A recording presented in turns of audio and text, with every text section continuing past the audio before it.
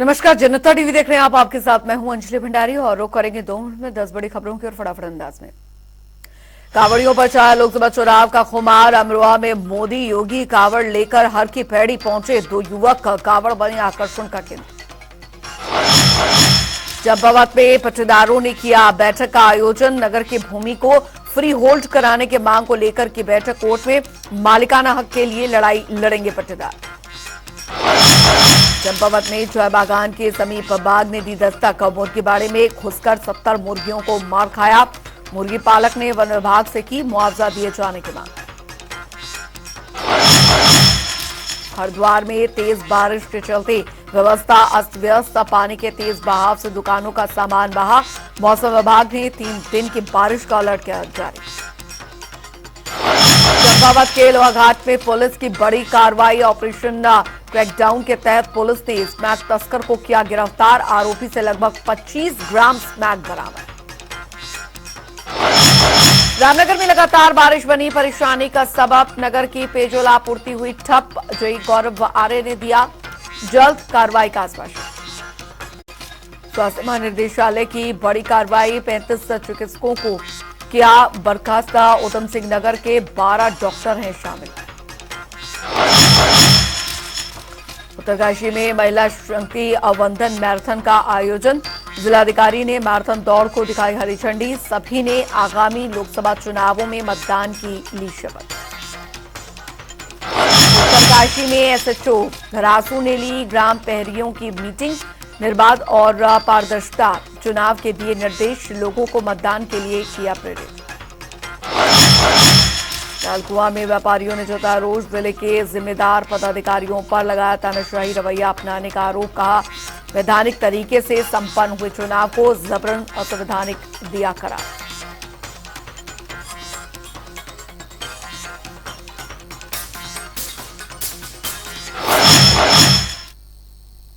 चलिए खबरों में आगे बढ़ेंगे। उधर धामी कैबिनेट की अहम बैठक में 8 अहम प्रस्तावों पर मोहर लगाई गई है। इस दौरान public private property damage act को भी कैबिनेट से मंजूरी मिली है। इसके तहत दंगाइयों से सार्वजनिक संपत्ति के नुकसान की क्षतिपूर्ति के लिए वसूली की जाएगी और इसके लिए एक क्लेम ट्रिब्यूनल का गठन भी किया जाएगा। वहीं इस पर कांग्रेस प्रदेश अध्यक्ष करण माहरा का बयान भी सामने आया है। उन्होंने कैबिनेट के इस फैसले का समर्थन किया है कि सरकारी संपत्ति को कोई जाति धर्म, किसी भी जाति धर्म का व्यक्ति अगर नुकसान पहुंचाता है तो उससे वसूली होनी चाहिए। और ये अच्छा कदम है क्योंकि सरकारी संपत्तियां जो बनती हैं वो आपके हमारे टैक्स के पैसे से बनती हैं। जो लोग मेहनत करते हैं और मेहनत करने के बाद अपनी कमाई का एक हिस्सा सरकार को टैक्स के रूप में देते हैं, उसी से परिसंपत्तियों का निर्माण होता है। अगर उनको कोई भी तोड़ता है, कोई भी उस परिसंपत्ति को नुकसान पहुँचाता है, निश्चित ही उससे वसूली होनी। उधर आपको बता दें कि प्रदेश में बीजेपी का लाभार्थी संपर्क अभियान जारी है। अब इसके तहत पार्टी कार्यकर्ता विभिन्न योजनाओं के लाभार्थियों से संपर्क साधने का प्रयास कर रहे हैं। बता दें कि इस काम के लिए बीजेपी ने अपने 22,000 कार्यकर्ताओं को जिम्मेदारी सौंपी है। भारतीय जनता पार्टी द्वारा इस समय लाभार्थी संपर्क अभियान चलाया जा रहा है। पार्टी कार्यकर्ता आजकल माननीय प्रधानमंत्री श्री नरेंद्र मोदी जी के द्वारा संचालित विभिन्न जन कल्याणकारी योजनाएं, जिनमें आयुष्मान भारत योजना है, उज्ज्वला योजना है, किसान सम्मान निधि है, शौचालय है, आदि आदि के बारे में जो लाभार्थी हैं उनसे संपर्क करते हैं। और संपर्क में सबसे पहले उन्हें माननीय प्रधानमंत्री जी के द्वारा भेजे गए अभिवादन को प्रेषित करते हैं और फिर योजनाओं के बारे में उनसे जानकारी लेते हैं। क्या उन्हें योजनाओं का पूरा लाभ मिल रहा है या नहीं, योजनाओं का लाभ लेने में किसी प्रकार की कोई दिक्कत है या नहीं, और इसी प्रकार से अन्य प्रकार का फीडबैक भी उन लाभार्थियों से प्राप्त किया जाता है और साथ ही जो है उनके साथ चित्र भी खींचा जाता है। उधर आपको बता दें कि देहरादून में महानगर कांग्रेस के अध्यक्ष जसविंदर सिंह गोगी और कांग्रेस कार्यकर्ताओं ने सरकार के खिलाफ जमकर नारेबाजी की और सरकार का पुतला दहन किया। बता दें कि इस दौरान जसविंदर सिंह गोगी ने कहा कि बीते 2 सालों में पहले राजपुर क्षेत्र के विधायक खजानदास को श्रमिकों के लिए साइकिल, सिलाई मशीन और कंबल मिले थे। लेकिन वो अभी तक श्रमिकों को वितरित नहीं किए गए, जिससे स्पष्ट होता है श्रमिकों का हक मारा जा रहा है। देखिए, माननीय विधायक जी खिलान दास जी ने 2 साल पहले जो श्रमिकों के लिए उन्हें साइकिलें, सिलाई मशीनें और कंबल मिले थे, वो 2 साल से दम करके हिंदू नेशनल स्कूल में पढ़े हुए हैं और जो श्रमिकों का हक है वो मारा जा रहा है, उनको नहीं मिला है। इसलिए हमें आक्रोश भी है, इसलिए हम यहाँ इकट्ठे हुए हैं, उनका हम लोग विरोध कर रहे हैं।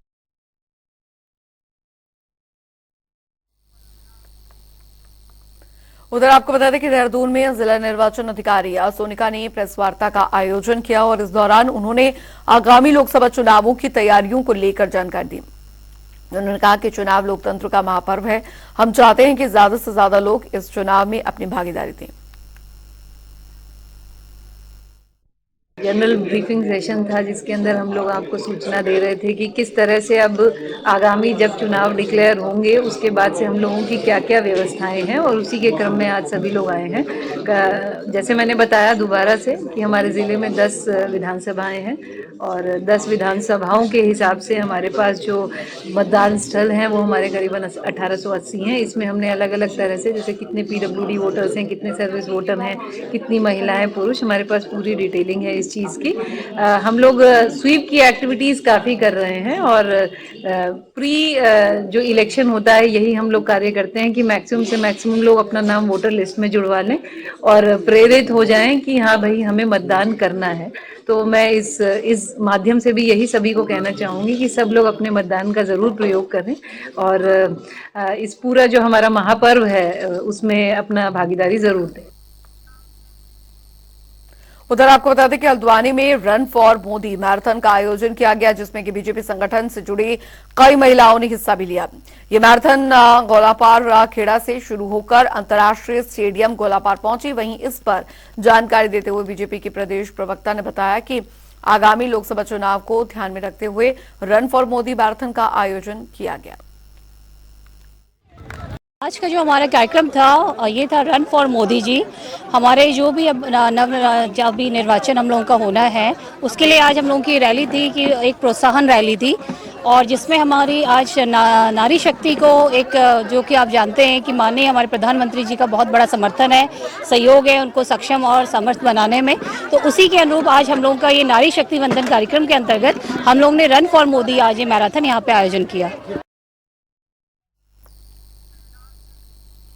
उत्तर प्रदेश के विभिन्न जिले में 2 दिनों से लगातार बारिश और बर्फबारी देखने को मिल रही है। वहीं इसके चलते किसानों की फसलों पर संकट गहरा गया है। इसी कड़ी में हल्द्वानी के गोलापार इलाके में टमाटर, गेहूं और प्याज की पूरी फसल चौपट हो गई है। वहीं फसल बर्बादी के बाद काश्तकारों ने सरकार से उचित मुआवजे की मांग की है।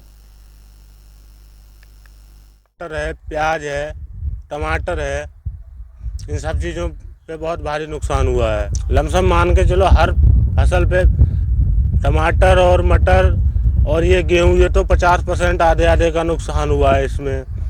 मान लो तो प्याज जो है, प्याज ऊपर से और नीचे से भी गलन है, वो भी ख़त्म होने की संभावना है।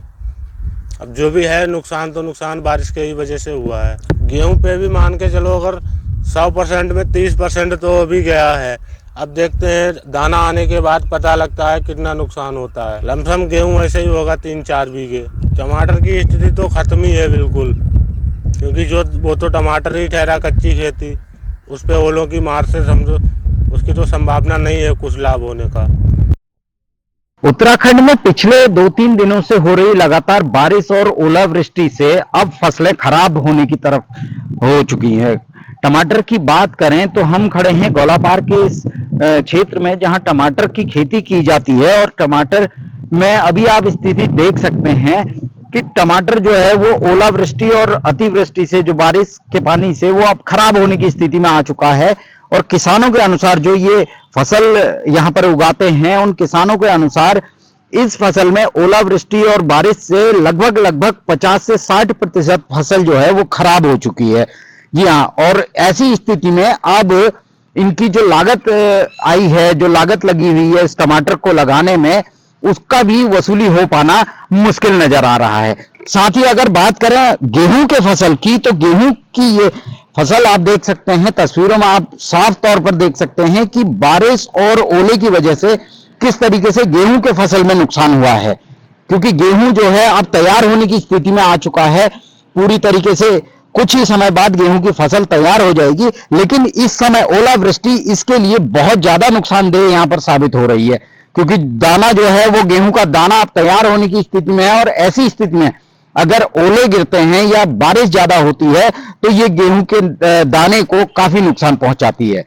ऐसे में किस तरीके से इन किसानों की भरपाई हो पाएगी या किस तरीके से इनकी लागत निकल पाएगी, ये सोचनीय विषय है।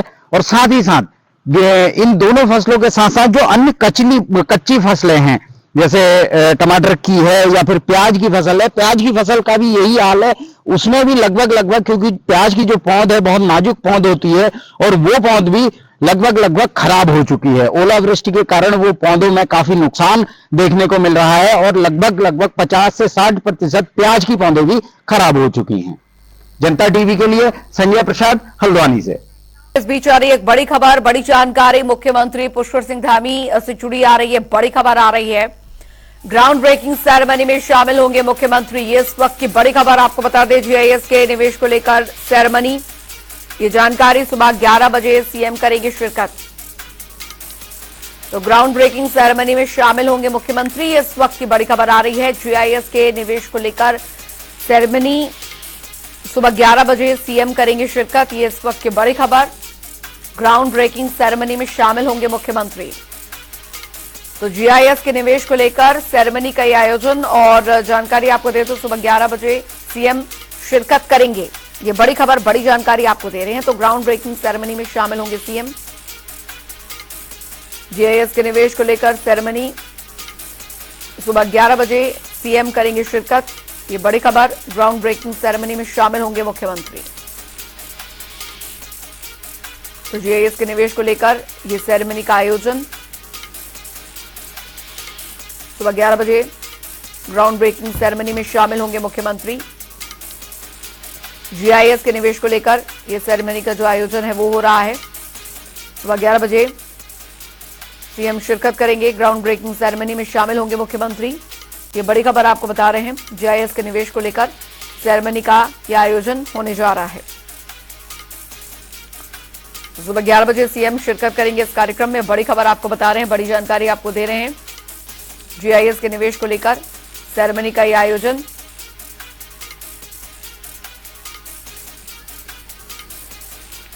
आगे बढ़ेंगे, एक और बड़ी खबर के रुख करेंगे। बड़ी जानकारी आ रही है वो आपको बता दें, बटकोट जाएंगे सीएम, ये इस वक्त की बड़ी खबर। मुख्यमंत्री बटकोट जाएंगे, बटकोट में करेंगे भव्य रोड शो। तो दोपहर 1:30 बजे रोड शो में होंगे शामिल मुख्यमंत्री। बटकोट में लाभार्थियों से संवाद भी मुख्यमंत्री करेंगे। बटकोट जाएंगे सीएम, बटकोट में भव्य रोड शो का यह आयोजन। दोपहर 1:30 बजे रोड शो में होंगे शामिल। बड़ी खबर आपको बता रहे हैं, लाभार्थियों से संवाद मुख्यमंत्री करेंगे। बटकोट जाएंगे सीएम, ये इस वक्त की बड़ी खबर आपको बता रहे हैं। बटकोट में भव्य रोड शो करेंगे। दोपहर 1:30 बजे ये रोड शो होने जा रहा है। लाभार्थियों से संवाद मुख्यमंत्री करेंगे।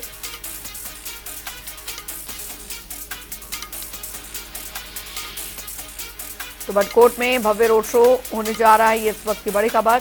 दोपहर 1:30 बजे रोड शो में शामिल होंगे मुख्यमंत्री। लाभार्थियों से भी संवाद मुख्यमंत्री करेंगे। यशराज आनंद संवाददाता देहरादून से हमारे साथ जुड़ गए हैं ज्यादा जानकारी के साथ। यशराज, बटकोट में आज मुख्यमंत्री का कार्यक्रम रहने वाला है, क्या कुछ रहेगा?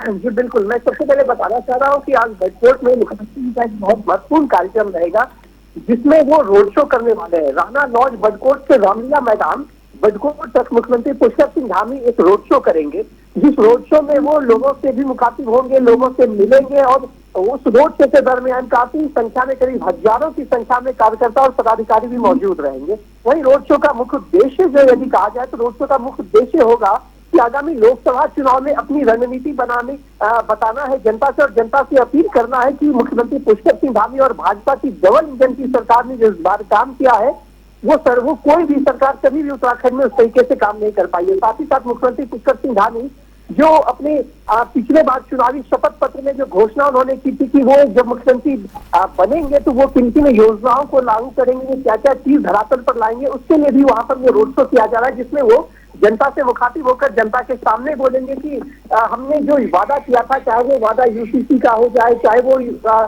वादा किया गया था नकल विरोधी कानून को लेकर वादा किया गया था, या अन्य कोई भी वादा जो किया गया था उसे मुख्यमंत्री पुष्कर सिंह धामी के द्वारा और डबल इंजन की सरकार की मदद से पूरी तरीके से पूरा कर लिया गया है। और वहीं यदि बात की जाए तो भू कानून को लेकर भी मुख्यमंत्री पुष्कर सिंह धामी ने भी बात कही है कि जल्द से जल्द ही भू कानून भी लागू कर दिया जाएगा, लेकिन उसमें कुछ दिक्कतें आ रही है। साथ ही साथ मुख्यमंत्री पुष्कर सिंह धामी ने जो बजट सत्र में उन्होंने जो इस बार के 89,000 करोड़ से ऊपर का बजट जो पेश किया, साथ ही साथ उसमें राज्य की अपार संभावनाएं विकसित होती है। दूसरी सबसे बड़ी बात है कि मुख्यमंत्री पुष्कर सिंह धामी के ही कार्यकाल में इस बार एरोप्लेन हवाई जहाज 6 सीटर हवाई जहाज जो पिथौरागढ़ तक जाएगी, जो दुर्गम क्षेत्र पिथौरागढ़ उत्तराखंड का वहां तक जाएगी, इसको लेकर के भी मुख्यमंत्री पुष्कर सिंह धामी ने जो काम किया, इसको लेकर भी वो जनता के बीच जाएंगे और उसका प्रचार प्रसार करेंगे। तो इस प्रकार मुख्यमंत्री पुष्कर सिंह धामी का इस बात का दौरा अपने आप में एक रोड शो जो कहा जाए, अपने आप में एक बहुत महत्वपूर्ण रोड शो होगा, क्योंकि आगामी लोकसभा चुनाव महज ही अप्रैल में होने को की संभावना व्यक्त की जा रही है, क्योंकि अभी कोई निश्चित डेट नहीं आया है, लेकिन लोकसभा चुनाव कहा जा रहा है कि अप्रैल में ही हो सकती है। तो इसको देखते हुए रोड शो किया जा रहा है, और क्योंकि 12 मार्च से शायद आचार संहिता भी लागू हो सकती है, इससे मुख्यमंत्री पुष्कर सिंह धामी लगातार प्रचार प्रसार में जुटे हुए हैं जी। और वो दरमियान आज गडकोट भी गए हैं और गडकोट में जाएंगे, और गडकोट में जाने के बाद वो रोड शो करेंगे, जिसमें हजारों कार्यकर्ता रहे, लोगों से मिलना जुलना उनका सबसे बड़ी बात है कि लोगों से वन टू वन करेंगे, गेट टू गेट करेंगे। बिल्कुल, आगामी लोकसभा चुनाव को देखते हुए भी काफी ज्यादा महत्वपूर्ण माना जा रहा है। बहुत बहुत शुक्रिया यशराज आनंद इस तमाम जानकारी के लिए। बढ़ेंगे आगे। उधर महाशिवरात्रि से पहले अलग अलग राज्यों से कांवड़िए गंगाजल लेकर रवाना हो रहे हैं। अब इस समय हरिद्वार में कांवड़ियों का तांता लगा हुआ है। इसी बीच यूपी के अमरोहा से आए 2 कांवड़ियां जो है वो आकर्षण का केंद्र रहे। दरअसल ये दोनों मोदी और योगी की तस्वीरें वाली कांवड़ लेकर हरिद्वार पहुंचे। इन दोनों कांवड़ियों ने बताया कि ये आगामी लोकसभा चुनाव में एक बार फिर से बीजेपी को जिताते हुए देखना चाहते हैं।